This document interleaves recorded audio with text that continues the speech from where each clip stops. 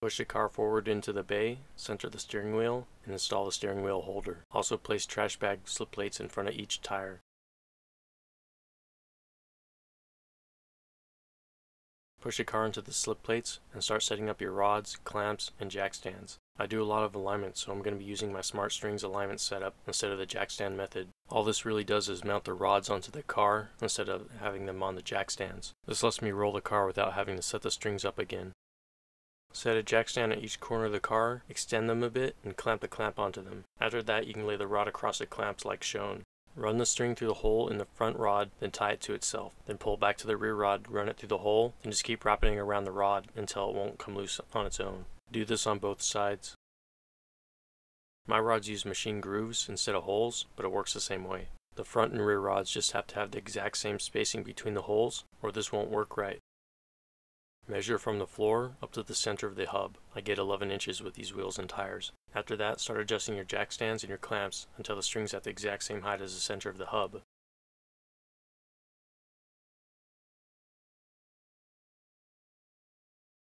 Moving one side up or down causes the other side to move the opposite direction a little bit. Just keep working side to side and front to rear until you get everything at the right height. Now set up your square like this.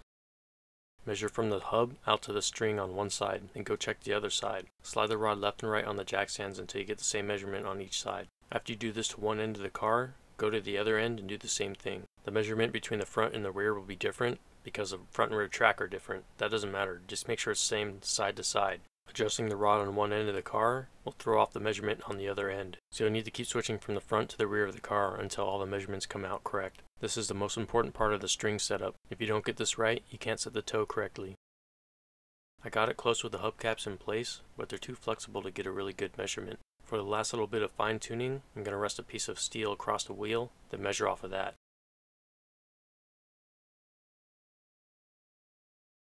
Once the string is set correctly, you can start measuring toe. Measure from the front of the wheel out to the string, then measure from the rear of the wheel out to the string. The difference between those measurements is your toe. If the front of the wheel has a greater measurement than the rear, that would be toe in. If the rear had a greater measurement, that'd be toe out. I'm setting up this car with 0 toe, so I want the same measurement front and rear.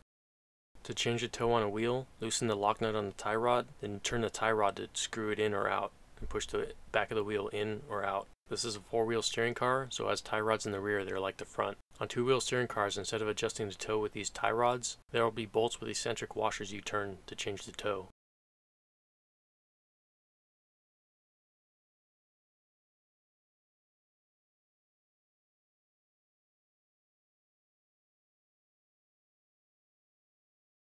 One thing to note, if you're setting 0 toe, and say on like the front left you're getting 55 millimeters from the wheel out to the string, then on the right side you're getting 54, that'd be an indicator that you didn't get the string straight. You didn't get the measurement from the hub out to the string correct. If you're setting the same toe to the left and right, then the measurements from the wheel out to the string should be the same left and right. If this happens, you gotta stop, reset the string, then start with the toe again.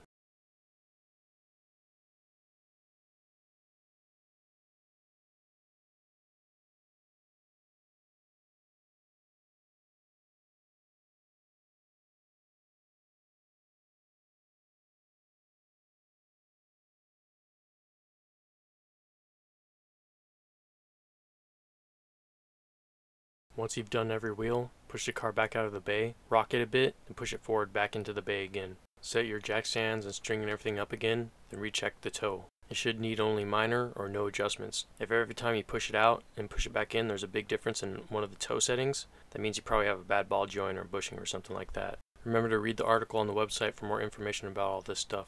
If all the toe settings look good, you can tighten down the lock nuts, and you should be done.